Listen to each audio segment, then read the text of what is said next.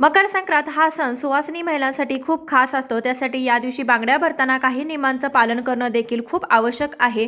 बांगड्या भरत असताना कधीही दोन्ही हात पूर्णपणे रिकामे करू नये। एका हातामध्ये धागा गुंडाळावा किंवा एका हातामध्ये बांगड्या भराव्या, त्यानंतर दुसऱ्या हातातील बांगड्या काढाव्या, परंतु दोन्ही हातातील बांगड्या पूर्णपणे काढून घेऊ नये।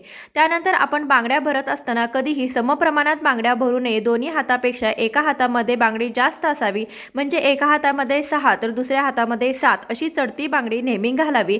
हातामध्ये पिचकी म्हणजे फुटलेली बांगडी कधीही ठेवू नये। पिचकी बांगडी हातामध्ये असेल तर दारिद्र्याचे लक्षण असतं, लगेच ती काढून टाकावी। बांगड्या भरत असताना कधीही हिरव्या रंगाच्या बांगड्या भराव्या, कारण की सौभाग्यवती स्त्रिया नेहमी हिरव्या रंगाच्या बांगड्या भरतात। तुम्ही कधीही पांढऱ्या किंवा तुम्ही काळ्या रंगाच्या बांगड्या चुकूनही भरू नये। बांगड्या भरत असताना काचेच्या बांगड्यांना खूप महत्त्व आहे। मकर संक्रांतीला लाखेची एक तरी बांगडी नक्की भरावी। लाखेचा चुडा भरण्याला विशेष